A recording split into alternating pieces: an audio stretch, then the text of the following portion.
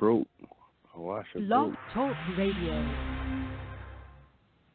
Hey guys, it's your girl Sunny D. Welcome to tonight's show. It is February 10th, 2020. It's still Black History Month. We still black.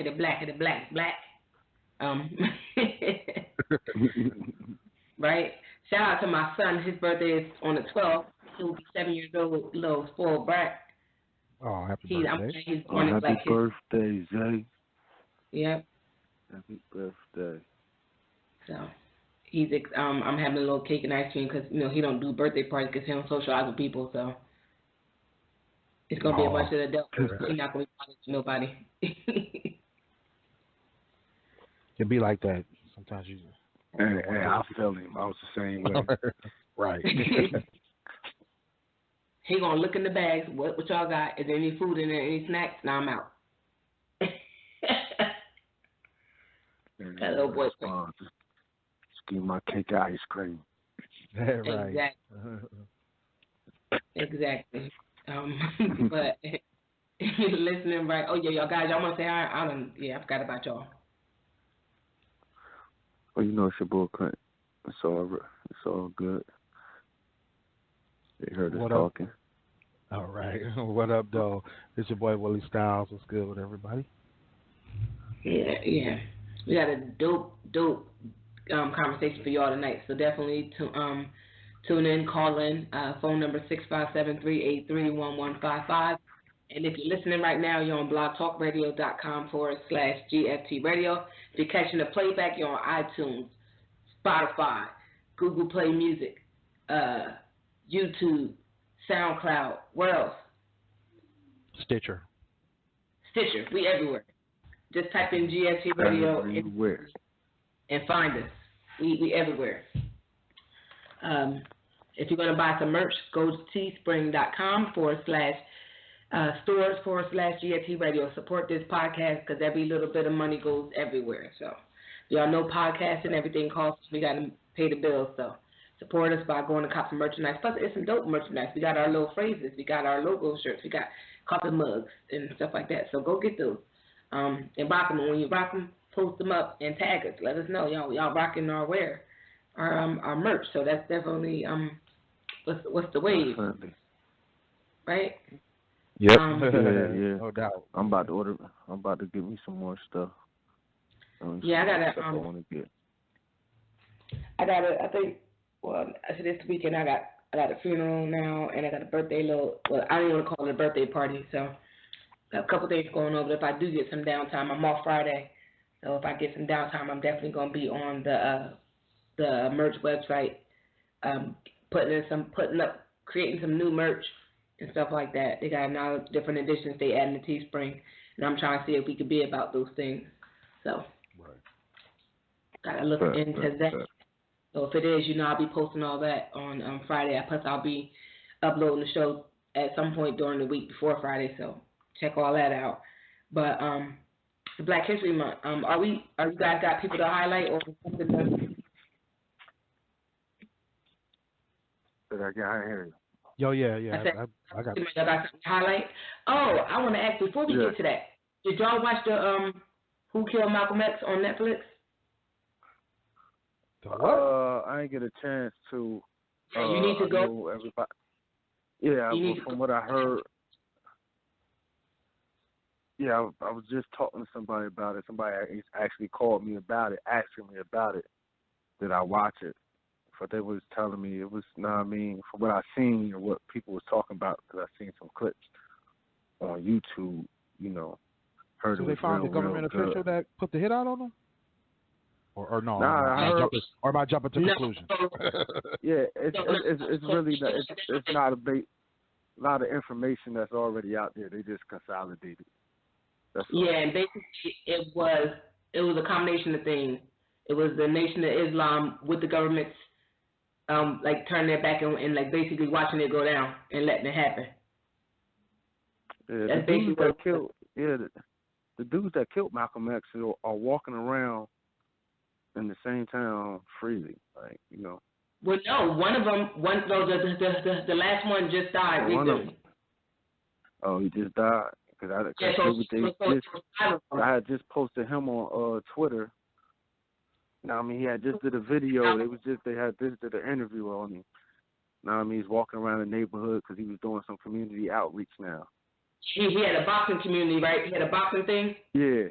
He just died. Yeah, it showed in the documentary. Basically, they knew who killed him. They didn't really care. They basically knew the threat on his life, and they just allowed it to go down. But actually, not the NYPD. It was the FBI that basically they had people within the organization like that knew what happened, told them what happened, and then they kept it from the NYPD and let it go down. And now everybody on some, they don't care. It's old. Yeah, I mean, they ain't really care. The movie showed that though. Basically, I mean, you gotta think that. Yeah.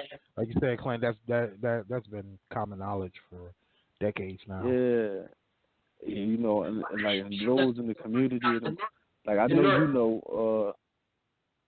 And I know you know Sonny because I mean you said you had a boyfriend that was at one point in time that was Muslim. Like a lot of the Nation of Islam, you know, I had took my Shahada before.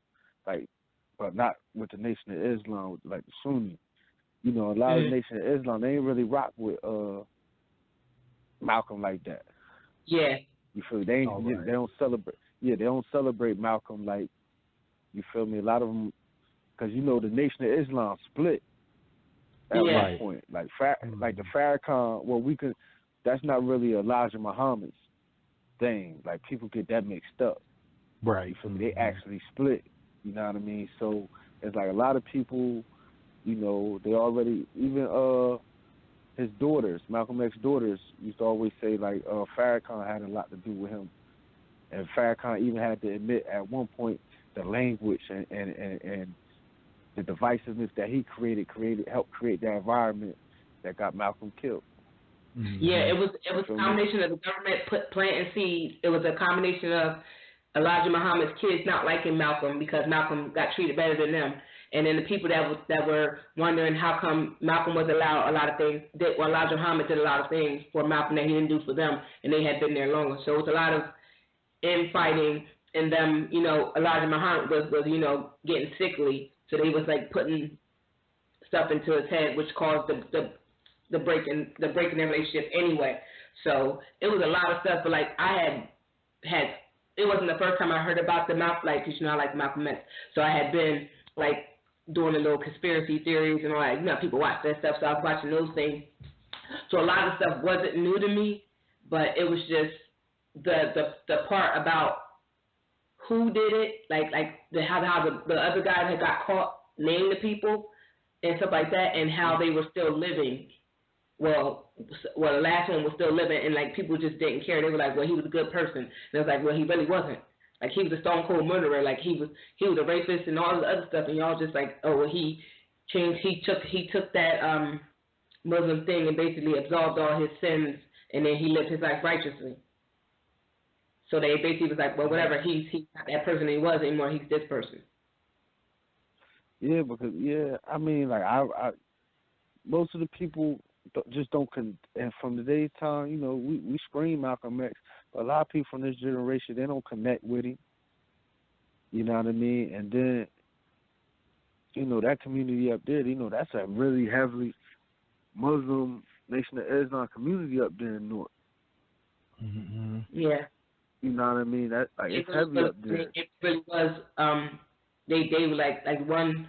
Like the one person was saying how they were good. Like the lady, she was like, "I would take a bullet for the Honorable Elijah Muhammad." Like that's how we were. Yeah. Like once they excommunicated him, was having sex with a little girl, and they was like, "It don't matter." Yeah, and then even that was kind of proven. I mean, like not true. You know what I mean? According to the brothers, like it get deep with that story. Like, I didn't watch it. Did they talk about how Malcolm X used to write letters trying to get back into the nation? Yeah. They touched on that too. Yeah. And they touching on that and how he couldn't get letters to him because they were blocking him. Yeah. Like he was trying his best to get back, and you know what I mean. Like it's crazy how because in how history, even with the movie, how they create the narrative that like you know what I mean. Once he came back from Mecca, he was this whole change, and he didn't want to. He wanted to start his own thing, right? And all of that. Like that really. He got mad once they the house. Yeah, like he was trying to get what? back. Oh, yeah, right. He was like, what? And then he was like, hey, he got like, it was It was very interesting. It was a very interesting thing, but like I said, what bothered me was to know that this man killed this person and like how everybody knew it, and it was like they didn't do it. Like my problem was you let two innocent men go to jail knowing damn well they had nothing to do with it. Mm-hmm. From the gate, you didn't have nothing to do with it. Y'all had an FBI informant, an undercover FBI agent that was Malcolm's top head of security that was in there, that was there when he got shot, and told you who shot him. Like, describe these people. Right. Mm-hmm. And they broke down the video how the guy who actually was living in Newark, how he walked off at the scene of the crime. He made it look like he was a part of the mayhem, and then he just walked off regular. Like, you could see him walk across the whole video and just keep moving. Yeah, I had posted all that on Twitter. I thought I posted that. We ain't posted that on our website a couple years. We ain't posted that on. I think we might have. I think I might have posted that on the GFT radio. I think I might have posted that on our website. I gotta look at it. Okay. Yeah, we'll have to go back and check that out. Yeah, because I kind of feel like you did too. Well, at least I remember you posting it. I just don't remember if it was on your site or if it was on GFT Radio site. But yeah, I do remember seeing it. Yeah, but if y'all didn't see a documentary, just go watch it. It's interesting. It's, like some stuff you probably already know already. But like you said, seeing the consolidation of the information kind of helps. Also seeing the historical context of it, the breakdown.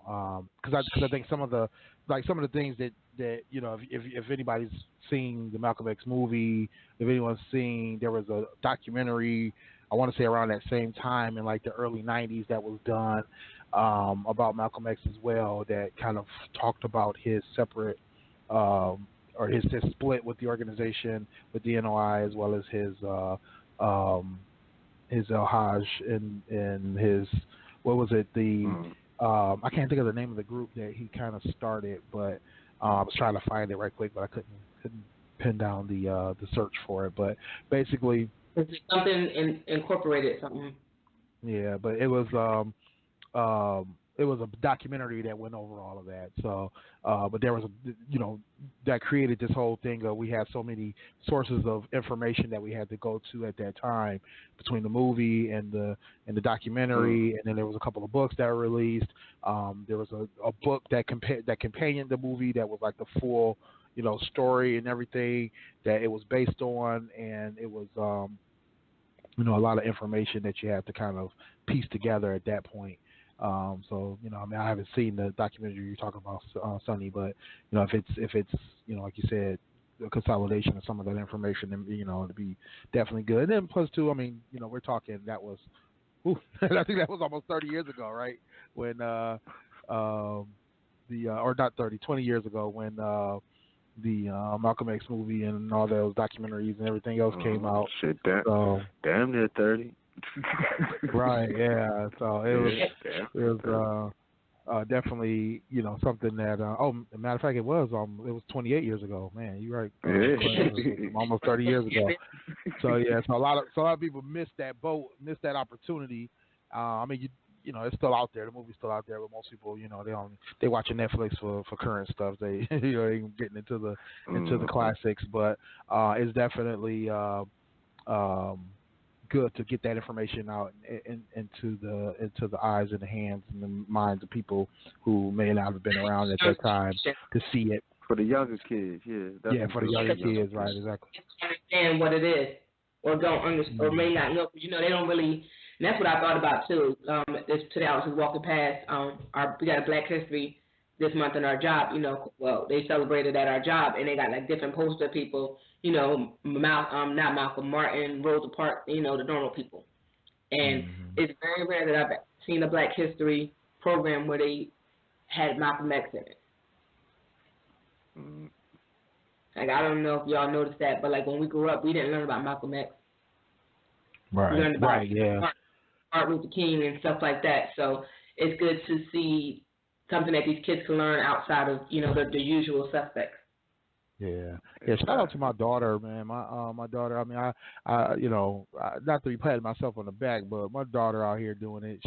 My youngest daughter, matter of fact, the 15-year-old. She recently picked up a project at school on her own. Something that was outside of what the school was trying to do for Black History Month, as well as outside of what her fellow students were trying to do. In terms of kind of something kind of similar to what we're out there doing on social media, where we're posting, but she's doing it in the school. She's putting on their school bulletin board, posting it to their group Snapchat or story, their Snap story, different little known facts about Black history, little known facts about people who improve life for not only Black people but Americans in general, and in the world. So she's been putting that information out there because her thing was she didn't want to see another year go by of them only learning about Martin Luther King, Rosa Parks, and Frederick Douglass. So I was definitely proud of her for doing that. Definitely proud of the effort that she's been putting into doing that. I think she's stealing some of my ideas though, but that's okay. She was on my Instagram picking up some stuff too. So actually, I gotta do better. I missed the last couple of days. I've been so turned around, but definitely trying to post more this month than I've ever done in the past. So you said what? I said I've been stealing from you and posting on our Instagram. Oh, I don't mind. Some people got a problem with co-host stealing, but I don't. Yeah, I have no problem with it. I just want credit for my captions. You feel me? I need my credit. But yeah, we definitely trying to get the information out there to the people, and then in the spirit of Black History Month, and in the spirit of Black History 365. I think that tonight's topic is definitely going to touch on some things, and I think it's and what was funny to me is when I discovered that this was a topic that that you guys actually did before I became an official host on the show, co-host on the show rather. You guys did this topic. What was it, 4 years ago? A similar topic. It was pretty similar, and so definitely looking forward to being a part of the entire conversation. I actually called in back then as just a listener, just appreciating the show and all the information you guys were putting down back when J. Rowe and Red were on the show. So definitely shout out to them for starting it with you guys and just talking to yeah. REDD. No doubt. So let's get into it. Are we? Hold on. Are we jumping into the show, or are we highlighting people? Well, I got my highlighted person. Are we doing that first? Because I learned a little something this week. Go ahead. Okay. So, Clint, you want to go first, or you want me? Go ahead. You go first.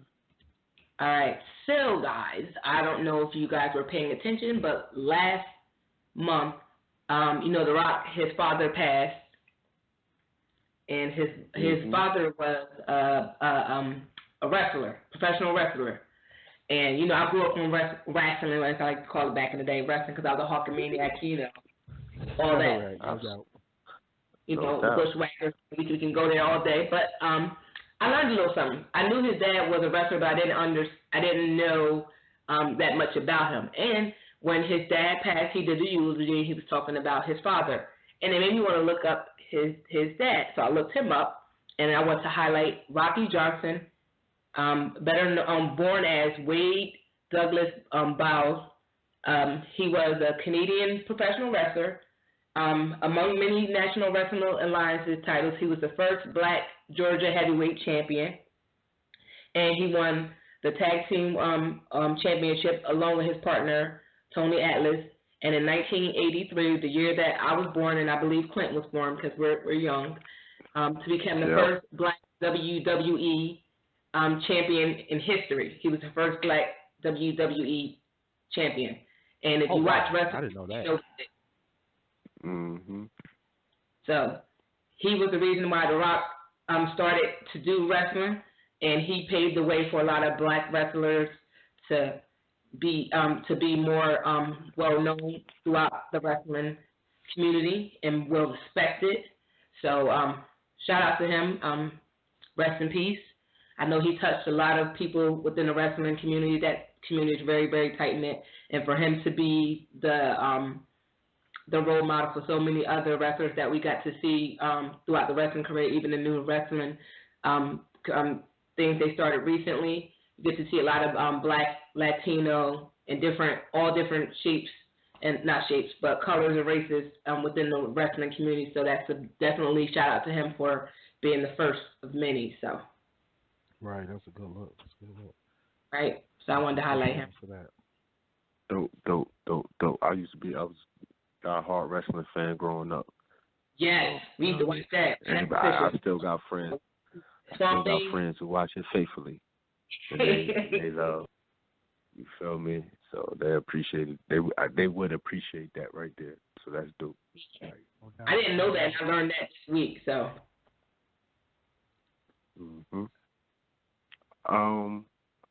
I got one. I was going to do Savion Glover, but I'm not going to do Savion Glover. I'm going to just say Savion Glover name, so if any of the listeners just go look up Savion Glover. Who I'm going to actually highlight is somebody who I just posted on my IG, Queen Nzinga. She became queen of the Ubuntu when her brother committed suicide. She's from Angola, modern day Angola. She refused. She took control when her brother committed kingdom when her brother committed suicide because the demands of going to war with the Portuguese was getting too much for her. However, she refused to give up control of her nation. She formed alliances with former rival states. She led her army against the Portuguese, initiating a 30-year war against them. She exploited European rivalry by forging an alliance with the Dutch, who had conquered Rwanda in 1641. With their help, Nzinga defeated the Portuguese army in 1647. She also orchestrated guerrilla attacks on the Portuguese, which would continue long after her death and inspire the ultimately successful 20th century armed resistance against the Portuguese that resulted in independent Angola in 1975. Despite repeated attempts by the Portuguese and their allies to capture or kill Queen Nzinga, she died peacefully in her 80s on December 17, 1663. I wanted to highlight her because, when we always do these Black History things, we always talk about post-slavery people. You know what I mean? Like, our history started with post-slavery. And, I feel like when we talk about Black history, we need to talk about the full scope of our history. You feel me? And the main reason why she was going to war against the Portuguese, because the Portuguese was like one of the main culprits in the slave trade, in the Atlantic slave trade. You know what I mean? So, and she was, I read about her last year. I highlighted her actually last year on my blog and on IG as well. She would when the guerrilla attacks, what she would do was she would pop up. She had the Portuguese, they were scared to death of her, but she would just pop up in the woods when they be transporting and just be killing them. And she would actually go out there herself and go to war. Her father trained her. You know what I mean? So she was leading. She wasn't just the queen telling the soldiers to go out there. She was actually leading them. You know what I mean? Wow. And yeah, and she would also, you know what I mean? Like she didn't spare no. She was ruthless. Like she was really ruthless to where she would kill, you know, because like it was blacks, other blacks that were helping other tribes, black tribes that were helping the Portuguese get slaves. You know what I mean? Because you know most of the slaves, the majority of slaves was like Brazil and stuff like that. You know what I mean? So that's why when the Portuguese, you know what I mean, that's their territory. So they was coming and poaching from Africa and taking them there. So she was just killing them as much as she can, and she was killing the blacks too, who would help them. You know what I mean? So when you hear about, you know, we always hear about stories. You know, we grow up, well, what the hell? They took us. Why they never came to get us? You feel me? Like she was one of the ones of the people who was fighting for us to keep us there. Because, you know, they had no way of knowing what was going on after you know what I mean, after we left them shores. So I just wanted to highlight that our history started before slavery, and there was those who were fighting for us during that time against the slave trade. We wasn't just, you know what I mean, they were just coming and taking us. We weren't putting up no fight. We're just giving it away. It was people fighting for us. And, you know, it shows that women, black women, had power way back then. They were queens. They were leaders then. So all this, the first black woman to do this or the first black, nah. You was already that. You was already that. Your history is much greater than what they let you, what they lead you to believe. You feel me? Yeah. So that's dope. what I want to highlight. Yeah, that's real dope. Real dope. Appreciate that. All right, so my feature today is Robert Smalls. I've been kind of holding on to this one. I was going to post it a couple of days ago, but figured it'd be good for today, and then I'll post it tomorrow. Basically, Robert Smalls was he was born into slavery in 1839.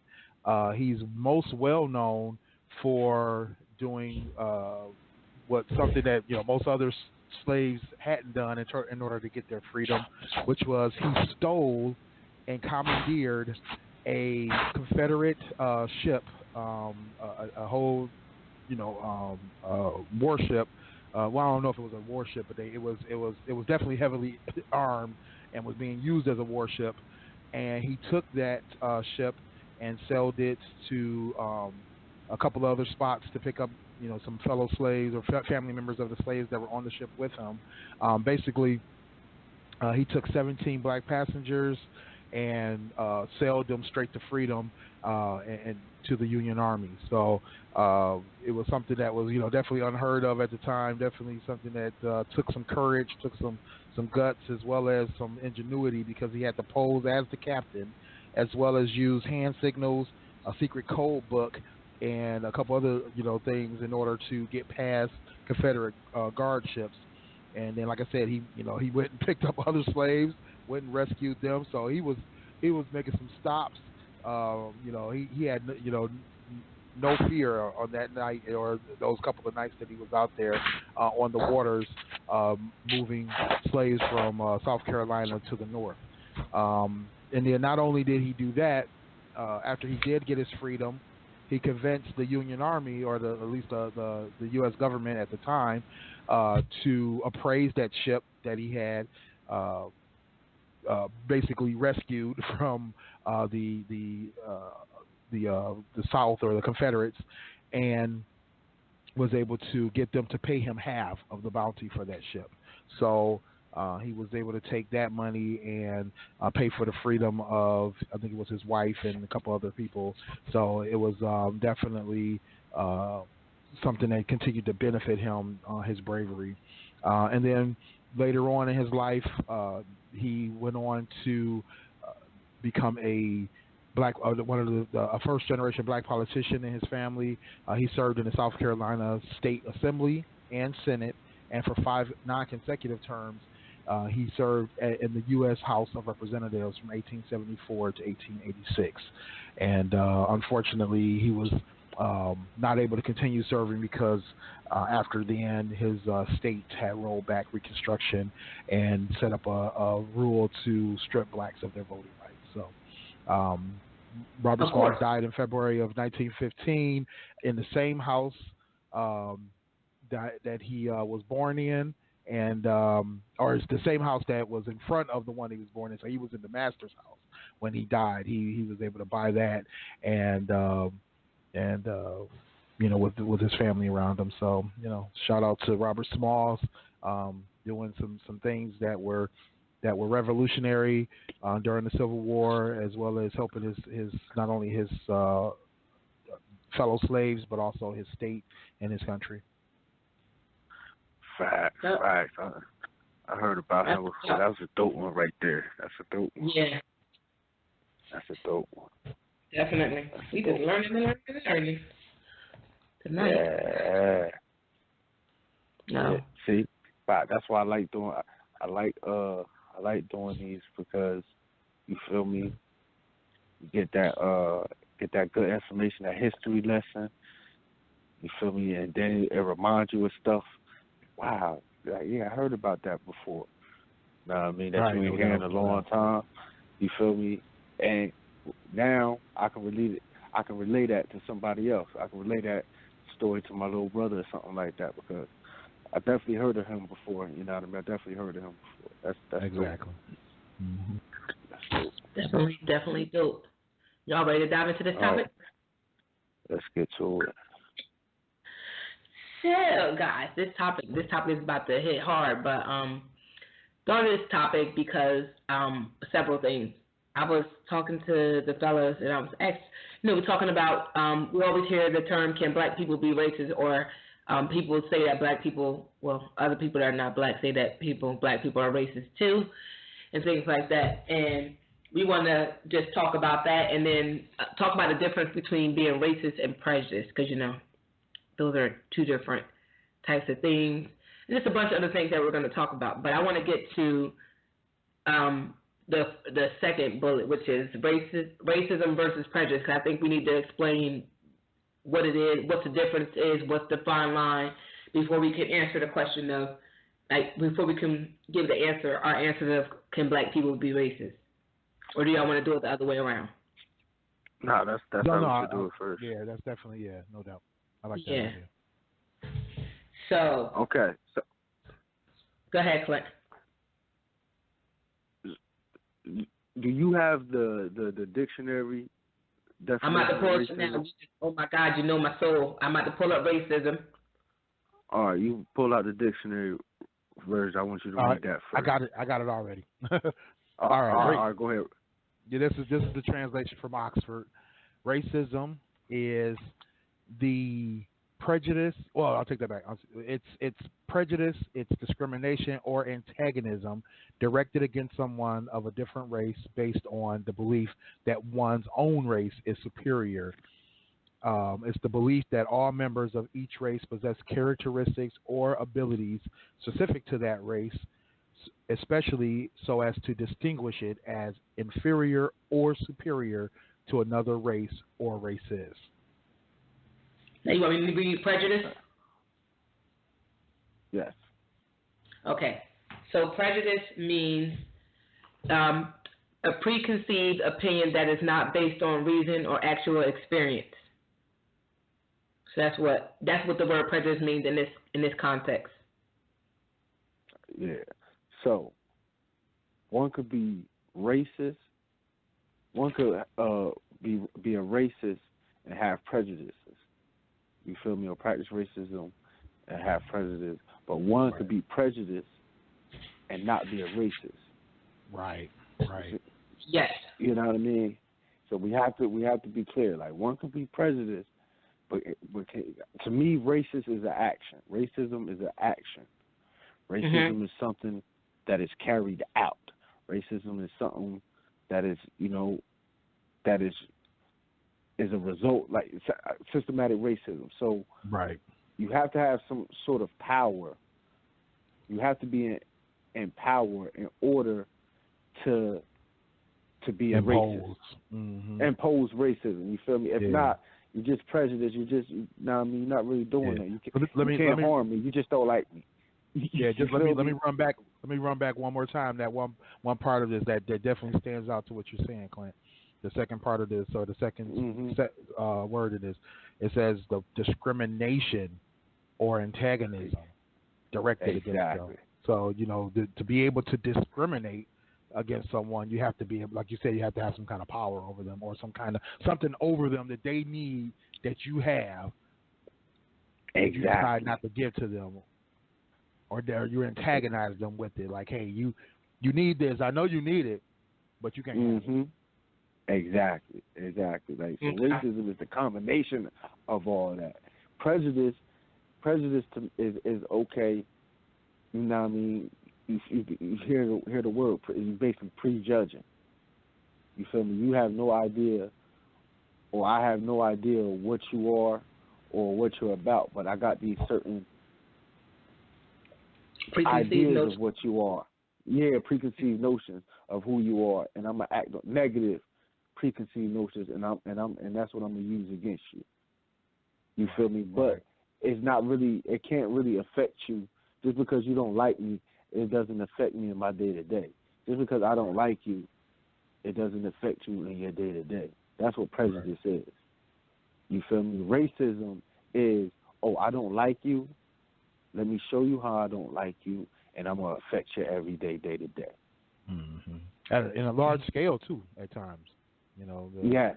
You know, you can use your prejudice to direct your actions, but it's your racism that's going to cause you to push that further and antagonize people at a larger scale.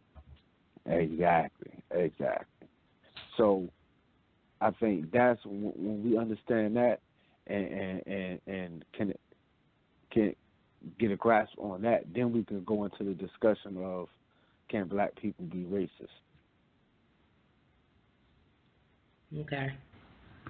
So, now that we've got the definitions out the way, the thought process is, so that basically tells the argument that we can't be racist. And like black people can't be racist, because that's why the term reverse racism is just asinine. It don't mean that. Like, what do you mean reverse racism? What can I do? What can I reverse on you? You feel me? You calling me a nigger or me calling you a cracker is disrespectful, but it ain't really racism. You know what I mean? I could tell you, I could say I'm superior to you. Black people are superior to you. Okay, what do I got to show? How can we show it? Right. How can we use that against you? Like I can show you better. I can tell you, but I can't use it against you. I can't use it against you. Not at the scale that you can use against me. You know, and we've seen that. And, you know, we've seen that in history. We've seen that in the present. You know, and that's the one thing. So my thing is this. You know, I mean, you guys, you know, or not you guys, but you know, Clint, you said basically flat out, right? But, you know, I think some people will still say, well, what about people with power? You know, what about black people that have money? What about black people who have this? And the thing is this. It's really about the scale, right? And that's what we're thinking about here, is the scale of it. And the use of that power and who's really, you know, pushing the narrative. And when you have a majority of people, a majority of a race that can influence the decision making, the laws, the you know, the change that we want or the change that somebody wants, they can influence that or push that down or suppress it, then it's unbalanced, you know. And I think that, you know, keeping in mind that, you know, as a population, we're still roughly only 14% of this country's population as black people. You know, we're still, even though we have, you know, certain black people that have wealth, we have certain black people that have power, but it's only certain ones. When you think about even percentages or just the sheer numbers, I mean, I've been in companies where, you know, there's 3 and 4 black people in higher levels of power, presidents vice presidents of this, and directors of that. But then there's still only like 2% or 3% of the leadership population, which tells you something, which tells you the scale at which that they're outnumbered, and that who's still making the decisions. And if somebody making those decisions does not have our best interest at hand, how they can tip that scale into the wrong direction. Exactly. I was going to say that too, Willie, because people. I know I hear it when you have different people. Like, so I don't want to get into it, but like if you have a person that is a black person that's in a particular role at a job, and you hear people say they must, or just with the interactions, they feel like they're racist because they say certain things, whether they like, if they don't like something, they address it. And if you say something that they don't like, they're going to address it. Or not even that, like just in general conversation, you might not like this person. You have this preconceived notion that there are prejudice because since they've been there, it's been a lot of black faces more than it's been other faces. It's been more diverse versus what it was used to. So you hear that. I know I've heard that within where I work. It's a lot more. You see a lot more black faces, and it's like, oh, okay. And people tend to, you hear those terms being thrown around that person might be racist. They might just want, it might be being prejudiced and hire more black people over the other people. And it's like, no, if you're qualified, you get the job. But they're trying to be more inclusive and adding just all different shades, not just black people, all different types of people in. Yeah. But people say that, they throw that term, that person is being racist and things like that. So I know I've heard that, and they would consider that person being in a position of power. That comes from, can I be honest? You finished? Yeah.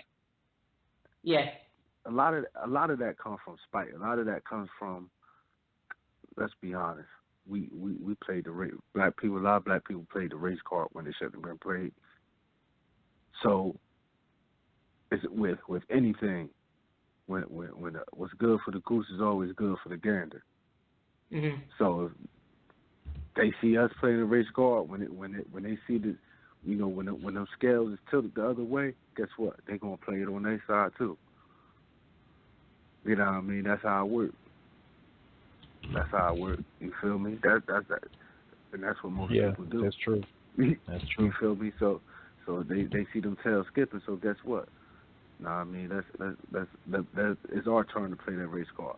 But let's really get deep into this though, because when we talk about racism really like is a system. It really ain't got much to do with the people. You know what I mean? Like race. I don't know if you ever watch it. They talk about it in Hidden Colors. I guess that's my best reference. You feel me? Because they touch upon it a little in Hidden Colors. You ever watch that from Tariq Nasheed? No, I haven't been watching that. I ain't even gonna lie. Yeah, it's a series, a movie series. I think he's on Hidden Colors 4 now, 5. But oh man, so if y'all haven't seen it, it's kind of hard for me to reference it.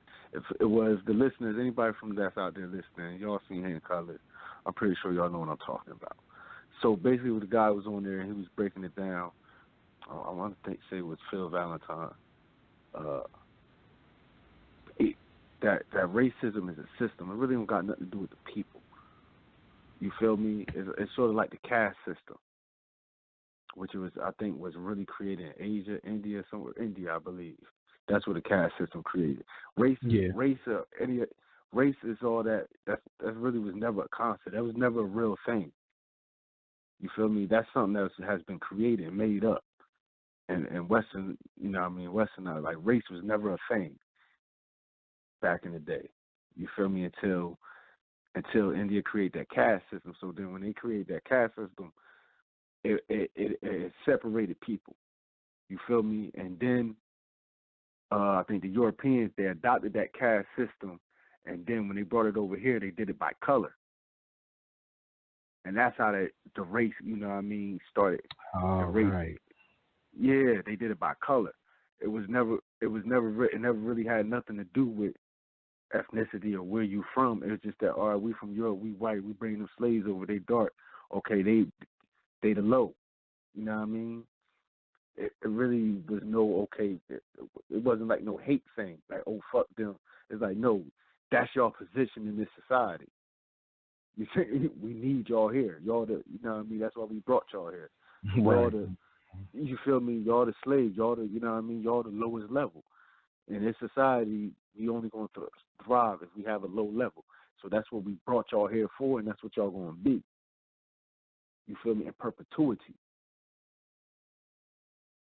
You feel me? That's the system. That's why if you go back to when slavery ended or when after Jim Crow ended, and you look at our situation now, you know, on TV, you look at it seems like, oh yeah, well, black people doing way more and commerce and way more, but economically we're no better off. I think we're worse off than we were then. You feel me? It has nothing to do with people. It's all about the system. So the system was set up for us never to succeed. Mhm. And then here's the kicker. When you talk about white folk, like I said, it really had nothing to do with race.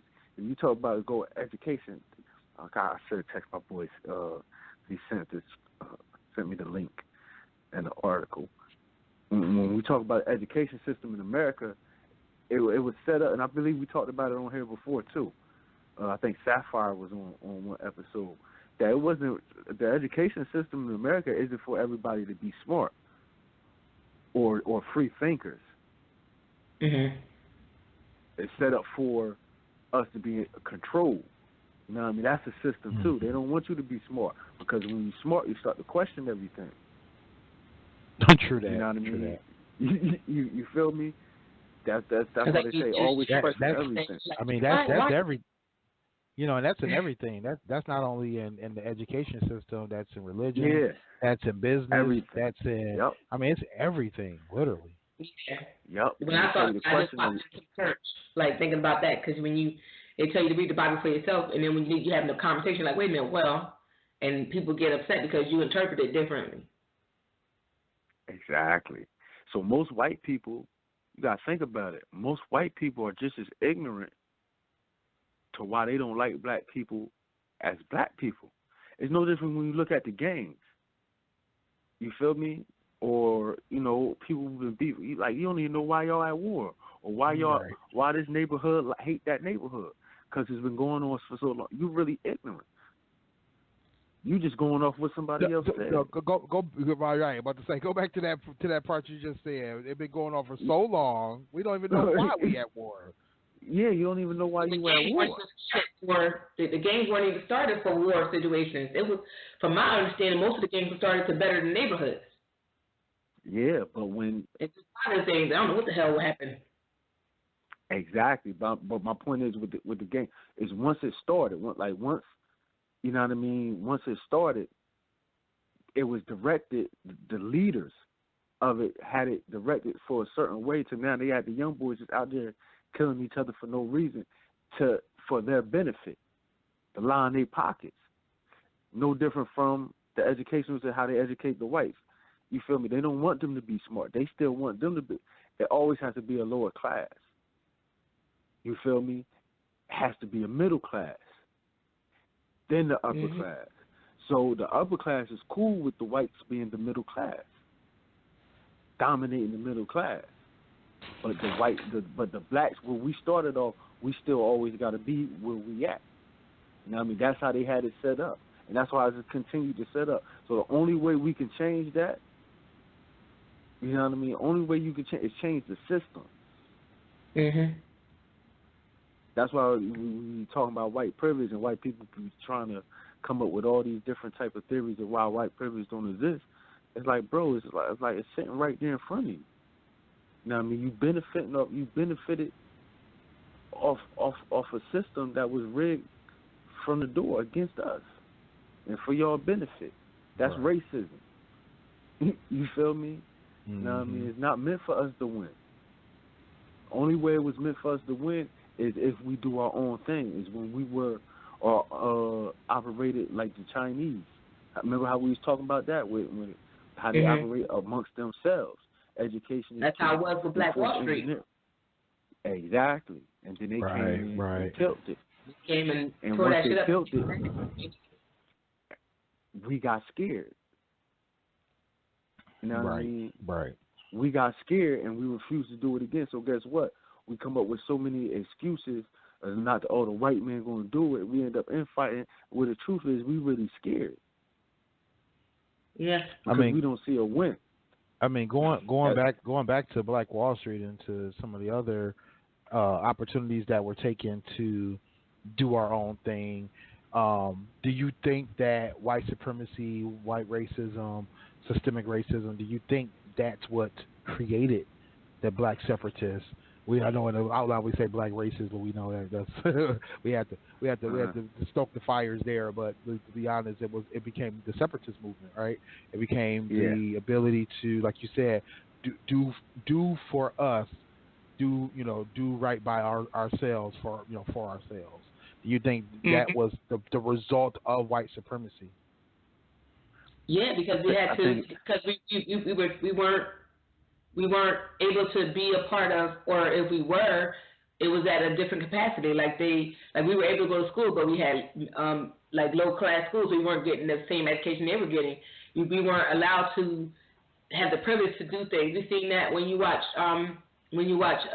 Hidden Figures. When I don't know if you got to watch that movie, but I'm pretty sure you did. When the lady was like, "Oh, well, how do I do this?" And they were like, "Oh, well, don't worry about that." Like they didn't want them to know that. Thankfully, she was able to. They had the determination to want more for herself and want to show people, want her people to learn it so that way they can get those jobs.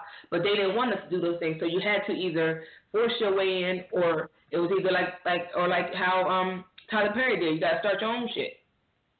Right. So true that. I said on different war shows, we want to be a part of them so bad, and it's like, you know what?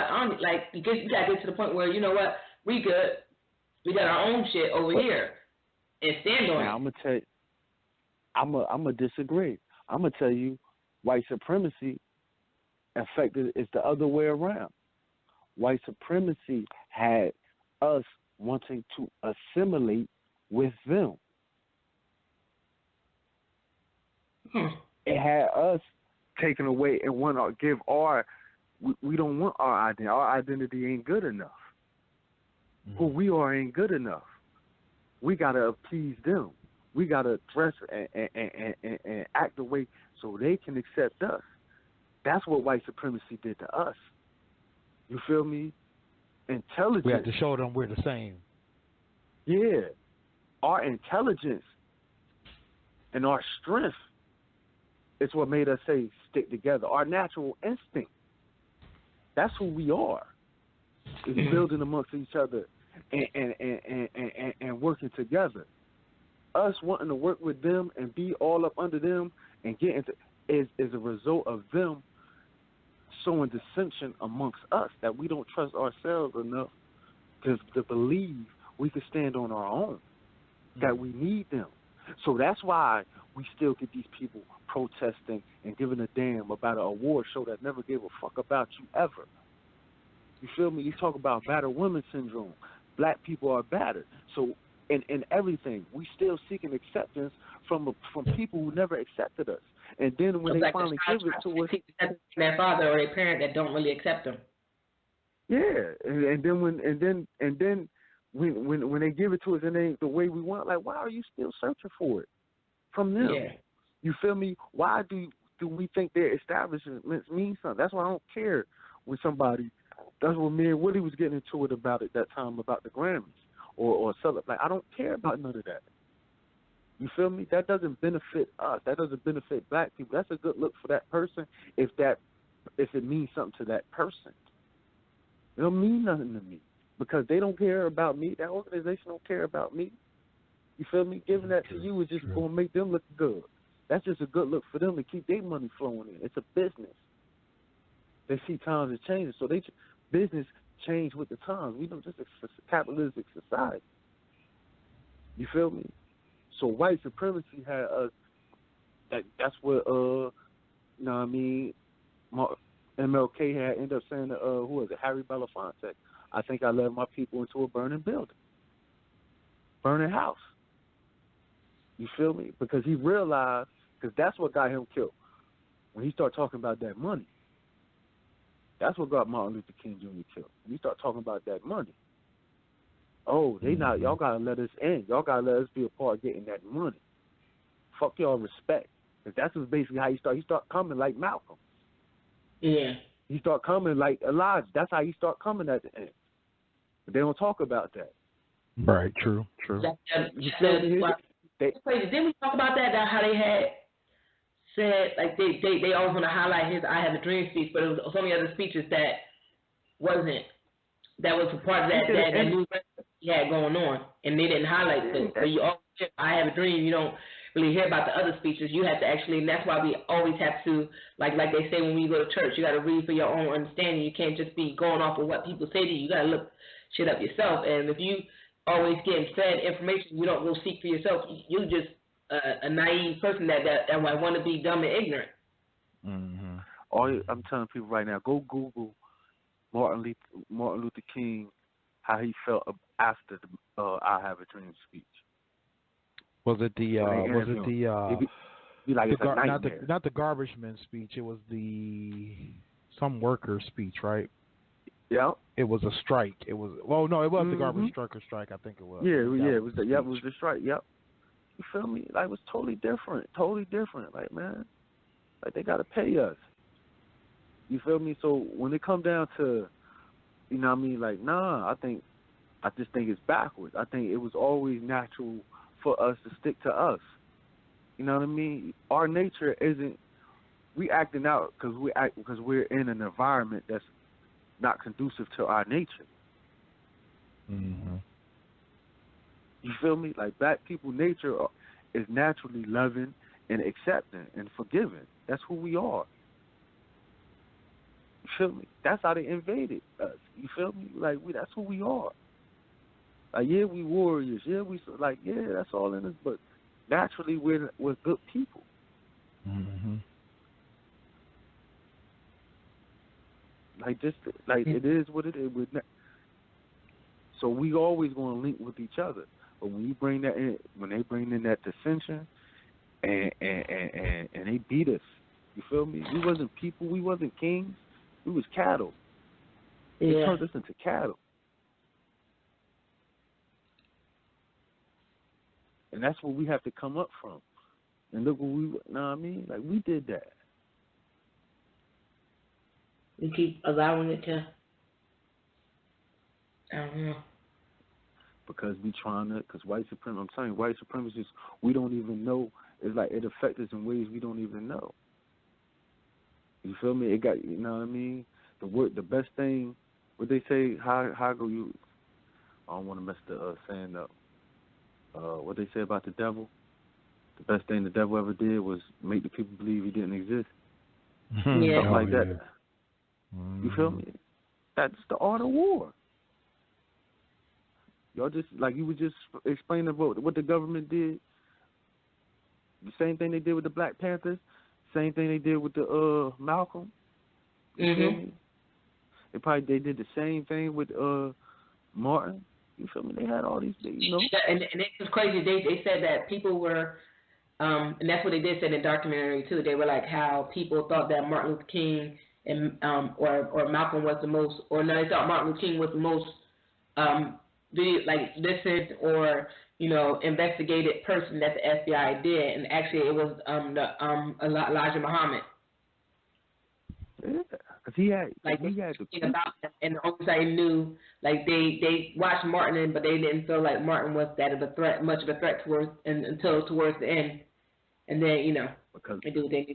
Because Elijah had the people working, thinking for themselves. Elijah had doing people for themselves. Huh? I said Elijah had people that was military to bring in that money. Yeah, but he also had it set up to where, like, he was black. He was trying to tell everybody, get everybody to do, like with Marcus Garvey, do it for yourself. We don't need them. Yeah. Keep that money in. We don't need them. So That's the same thing the Black Panthers was doing. Oh, we can feed ourselves. We protect ourselves. We do this ourselves. What happened? Black supremacy, white supremacy come in. Mm-hmm. They fear that. Oh, and then they change. They change the laws on them. You feel me? That's why they didn't want us to read. Right. Mm-hmm. Yeah. So white supremacy never forced us out. You know what I mean? We know we not y'all. We know y'all know when the playing field's level. We already know y'all know y'all can't rock with us. You know what I mean? Y'all know that. We got a caller. Caller, you on the line with GFT Radio. What's your name? Where you from? Hey, peace and power. This is your brother Equanique calling from South Carolina. Oh, the brother always calling. What's going on, boy? What up, though, sir? Nothing much, brothers. Nothing much, family. Queen. Yeah. Is black supremacy a movement? Is black power a movement? Well, damn, it should be. It's sad that, you know, even with the degenerative homosexuals, even now the pedophiles, they gonna have a damn movement. You know, a lot of these things are going forward to help these these groups to get more rights, get more leverage, get more justice, to be able to practice whatever it is they practice. And, you know, I definitely, again, think that black supremacy, black power should be a movement. But a lot of times you have to argue with your very own people. And a lot of times even conscious folks, having arguments if white supremacy even exists. You understand? Because seems like now we've got so conscious and so smart where we say, well, hell, white supremacy doesn't even exist. But leave this shit. This damn cracker is still doing the same shit that he's been doing years ago. So he's like, if we were playing a basketball game, I think it's safe to say that the motherfucker got us beat. He got us up by 21 right now. You know what I'm saying? That doesn't mean that he's in total control. We still concede the win, but with us being honest competitors, I think it's safe to say that, hey, in a game of sword fighting, we lost our sword. You know what I'm saying? We got to go back and get our sword. We got to go back and get our tools. And when it comes down to black supremacy or black power, our people are still not at an agreeable place where we can even sit down collectively as black people, black children, to critique the civilizations that have reflected black supremacy. You feel me? We can't even, it's hard for us to go to museums to be able, I ain't talking about the Civil Rights Museum showing a movement with us struggling and, here today we're still fucking struggling. No, I'm talking about showing a movement when we were on top of the world, when we were running shit, when we had our economics, when we wasn't begging nobody for shit.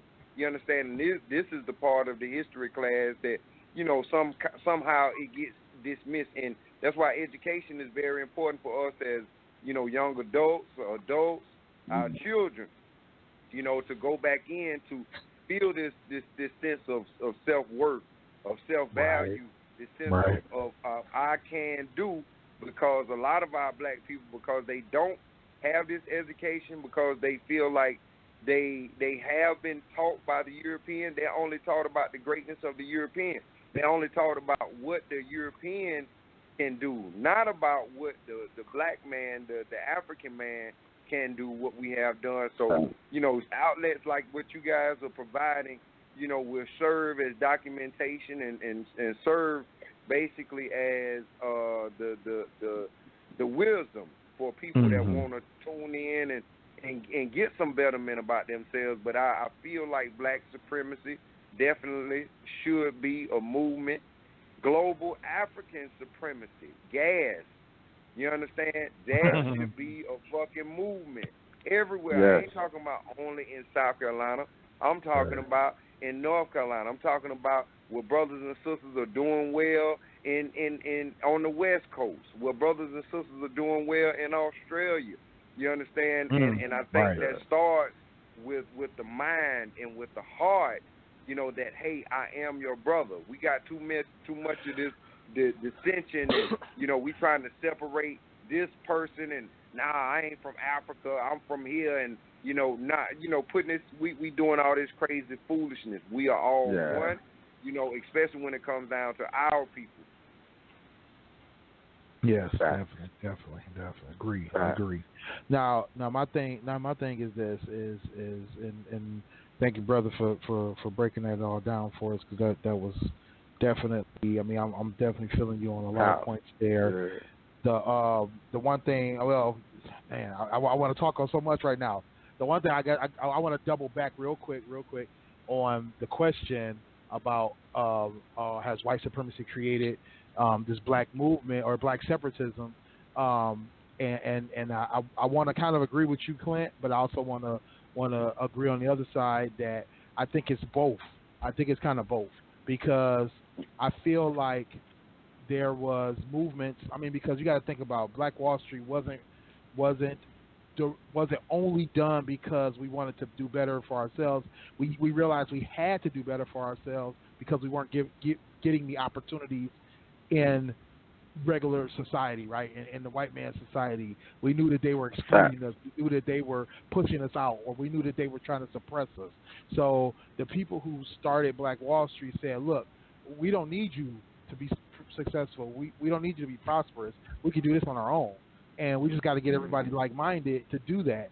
Now, this goes back to the brother, Equani's point, that the problem is like, you know, we've seen that kind of thing flourish. We've seen other movements flourish only when people were united, right? You know, and that's the problem we have now. We can't agree on the same cereal nowadays, let alone what's going to bring us to prosperity, freedom, you know, independence and things of that nature. And I think that's been the kind of the crux for us, because there's way too much infighting, way too much. I mean, he just said it all. I mean, I don't want to repeat everything he just said, but he just said it all in terms of the infighting and the disagreements that are really not what's important right now, but what's holding us back, still. But you want to know where that come from, though? Not to cut nobody off. My apologies. But you want to know where that come from? That come from fear, bro. Yeah. That's why I said, like, that at the end of the day, they know what they did. That's what white supremacy did. You feel me? It caused that dissension, but also it's fear there that we just don't want to admit. You feel me? It's a fear to come together because you really don't want that fight. That's why when we talk about the Colin Kaepernick thing, that's why I said, you know what I mean, it was fraudulent. Because I was riding with him for the fight. He was going against the cops. That was the fight. Fuck the police. All right, that's the fight. Let's go. But now it's the NFL. Well, hold on. The NFL can't do nothing about the police. Right. Everybody know this. Not a thing. Everybody know this. So why are we even talking about the NFL still? What about that fight, bro? Let's go fight, bro. Where that fight at? No. You want to, because that's the easy way out. Because reality, that fight is scary. We're going to take losses. It's going to be bloodshed. It's going to be pain. And we know, and I guess they done put us through so much as a whole. We scared. So we looking for any other excuse not to really fight. Oh, that's not my brother.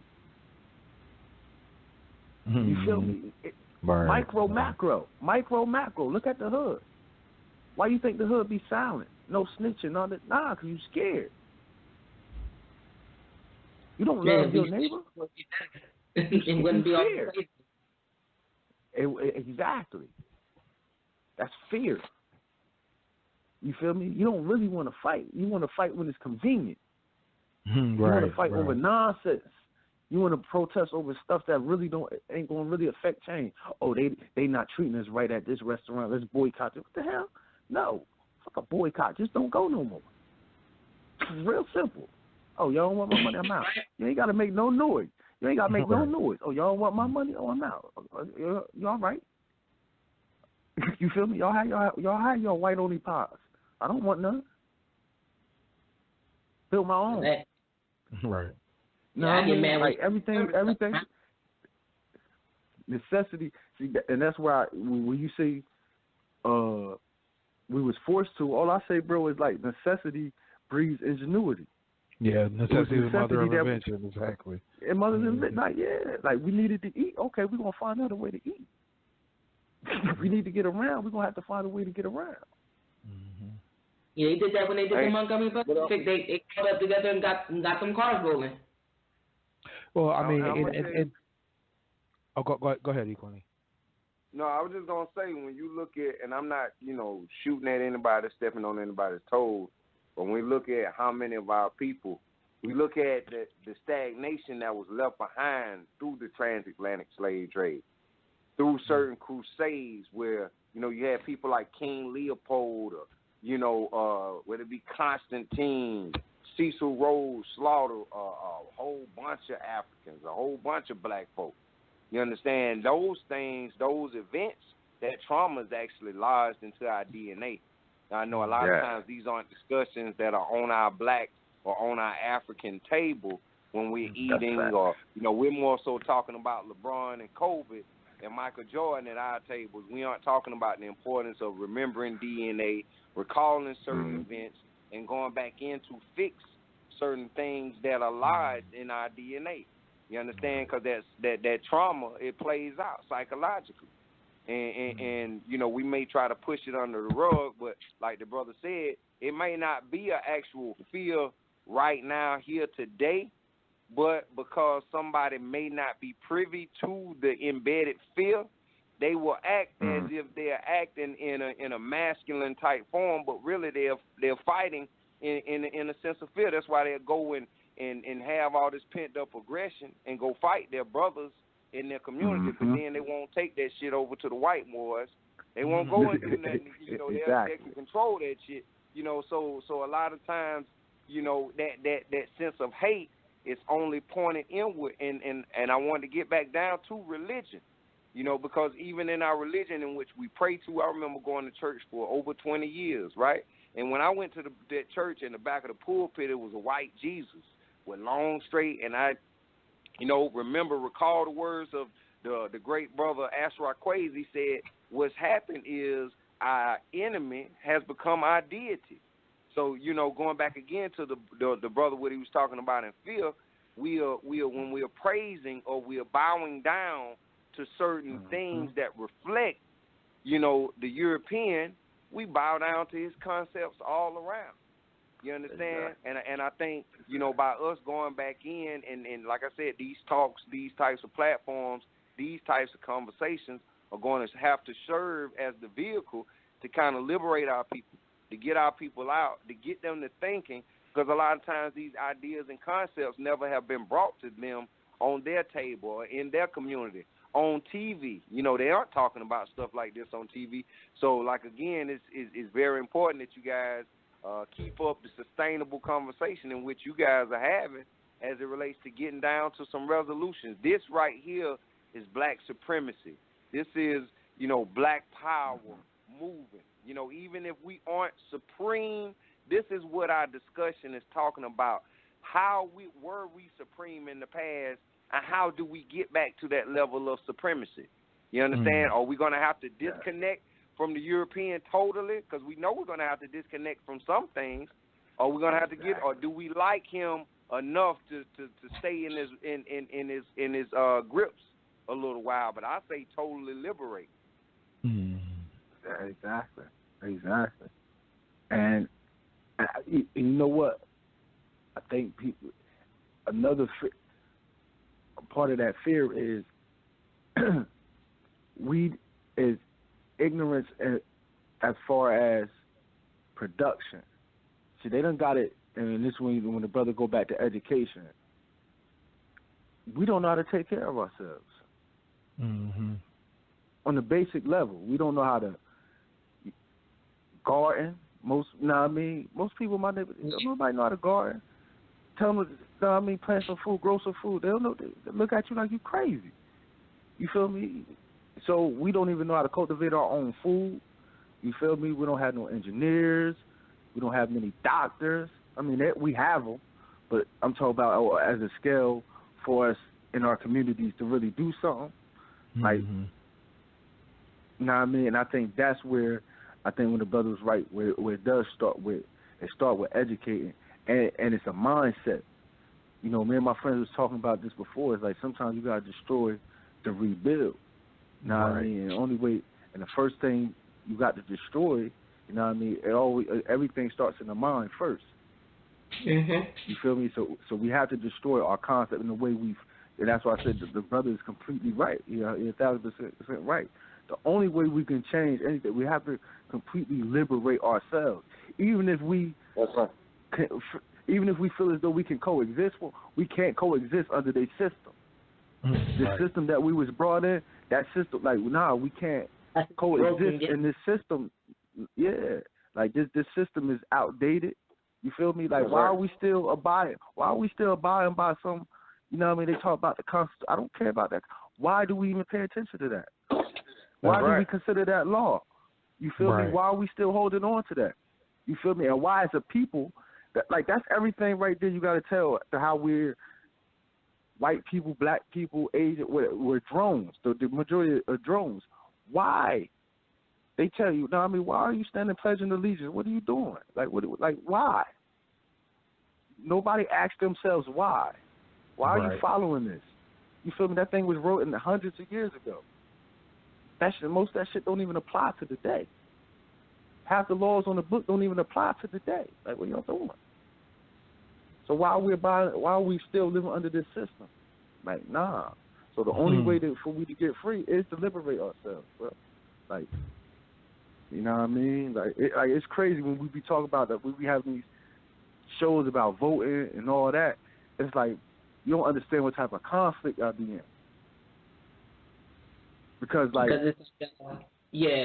technically, the shit don't mean nothing to us.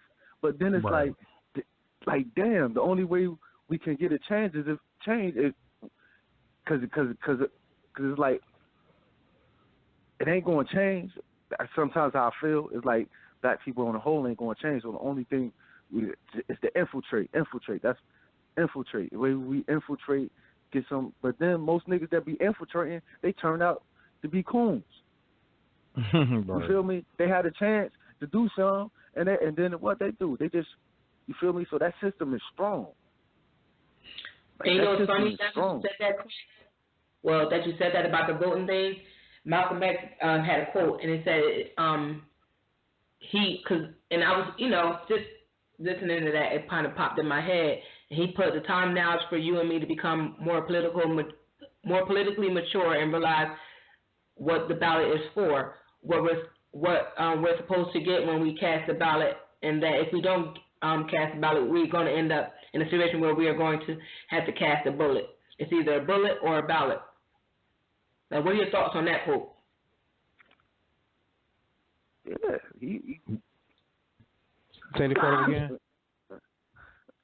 So the quote is, "It's now time for you and me to become more politically mature and realize what a ballot is for, what we're supposed to get when we cast a ballot, and that if we don't cast a ballot, we're going to end up in a situation where we're going to have to cast a bullet.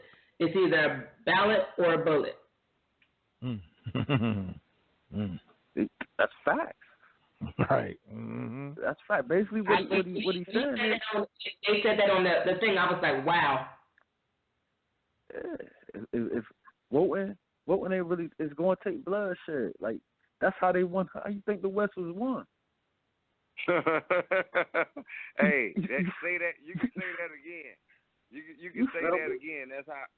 That's how we're able to enjoy this, or be in the paradigm in which we're in right now, because the European has been European.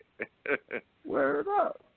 And I'll be telling about why you think they fight so hard, man? They not giving up their guns? What? Man, You think and I tell black people, like, we don't understand how far we behind. Like, them white boys ready for war, bro. Right. They is we really don't stand a chance. Right. That shit's Like, sad. for real. Like, and just to add on to what you're saying, when you're talking about, I know not, I couldn't name 5 black guys that I know that go hunt. But them white boys be out there hunting every damn day. They be killing deer. They be damn in the trees. They got scopes that can look for from 1,000, from from 2 miles and shit. Like that shit is in their blood. You know what I'm saying? Right, in their blood, animals. exactly. They fucking savages. That's all they fucking. They look to destroy shit. You feel what I'm saying? So it's a thing right now where we have to understand. Even if we get our shit all dressed up and we start acting right and we start participating collectively as black people economically, it's still going to look like Black Wall Street. And what happened in Black Wall Street? The motherfucking crackers came in, and the government, which was behind the shit, they knew what was up. You understand? They came in and did that shit, bro. So it don't make no difference how good you get. And in my opinion, it don't make no difference how good we are politically, meaning if we are out participating and voting, and man, that shit don't make no difference. What's going to be our political infrastructure is us, rather than going to church, rather than going to the concerts, rather than going to the football games, we're going to have to put our money, our dollars together and say, well, hey, we're going to stand up for each other. Rather than casting a ballot, you understand? We're going to have to put all our guns together. We're going to have to put all our time. We're going to have to volunteer our time. Let's have some type of function like we did at the Million Man March. 1 million people come together. And what happened if 1 million people come together every fucking once a month? You understand? What if we do that once a month? We come together and all 1 million people, we put in $2. We can do that and have a good time, have bands. We can have vendors. We can have all types of shit. This is the type of function that we need to have rather than going to the church thing, rather than going over here to the strip club, rather than going over here to the Super Bowl, to the NBA All-Star, going to this damn black college weekend, or going to we go to all kind of shit. Las Vegas, fuck that shit. Fuck spending money with anything. Let's go here to Black Solidarity Day, where we're putting that money together, and that is going to be, and I bet you that shit will be a problem just with us loving. You see what happened with the Europeans did when he tried to come out with the black identity extremists. He wanted to point the finger at us just because we were saying, hey, we love ourselves.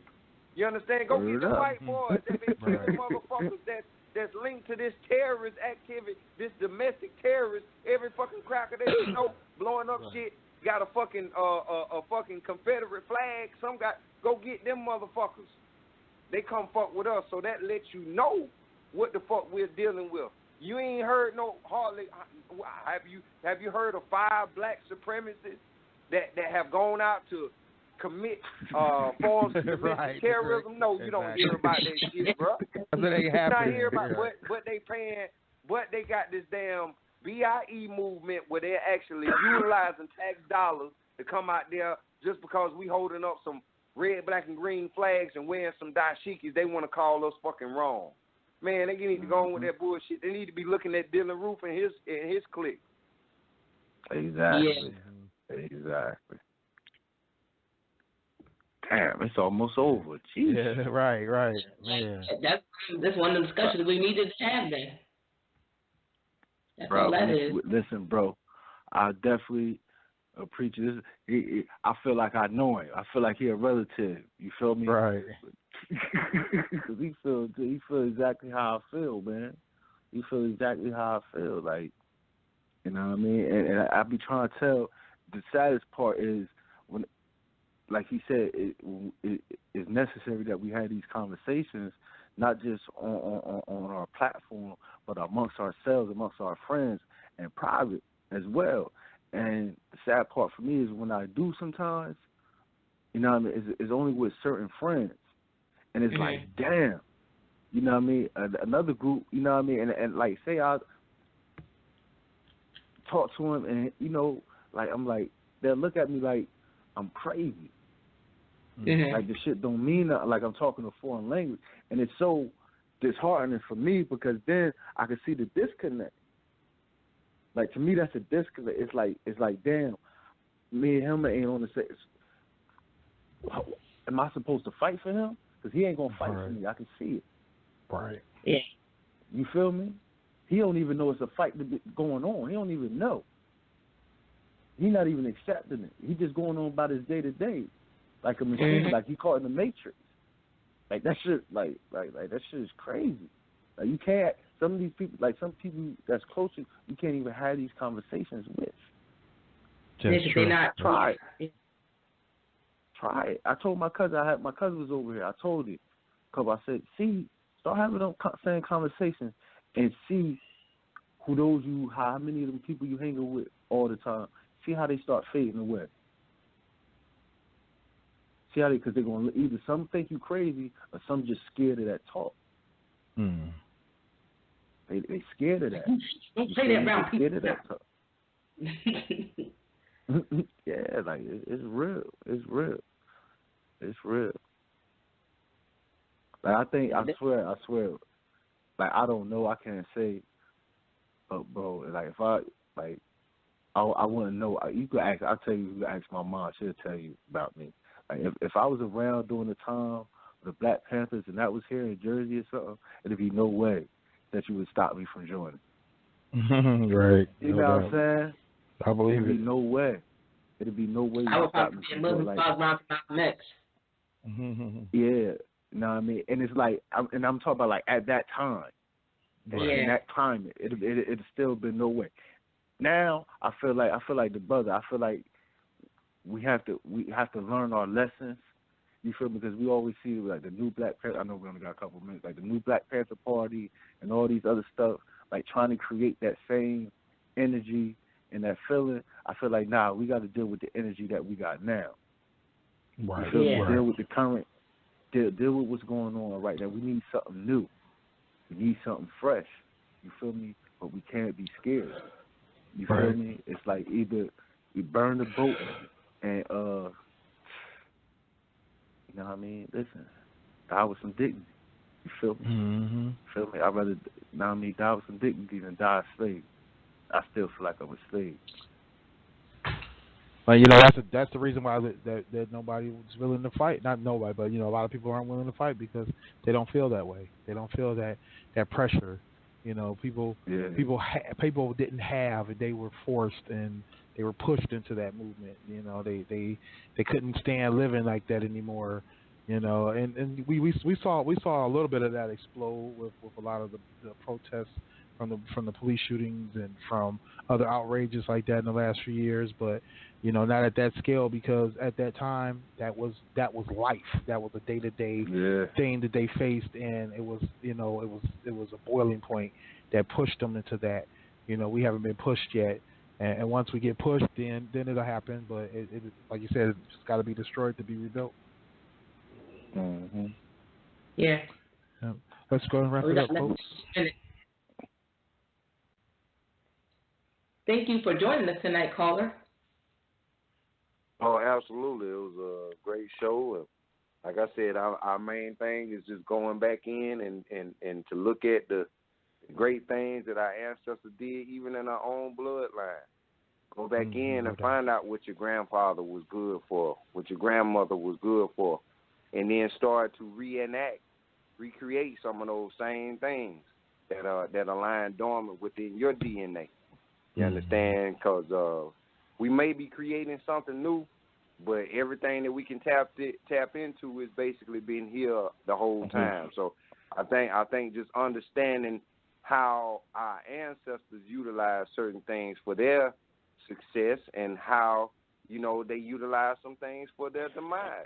You understand? Because even in some of those movements, guess what? They obviously weren't 100% great because they aren't here. So understanding where those movements went wrong, understanding where they went right is a very important thing with remembering our ancestors. So You know, with it being Black History Month, it should be Black History Day every day, you know, for the rest of the year. So, you know, it's a good show. I appreciate you guys for having me on, and, you know, you guys have a good night. You too, bro. All right, Good thank night. you. All right. Yes, family. All right, Yeah, y'all. dope. Y'all already know. Y'all can hit me up on my blog at kingstruth.com, at eTrendGumi on Twitter. Willie. It's your boy Willie Styles. Get at me at Willie Styles everywhere. Willie.Styles on Snapchat. And of course,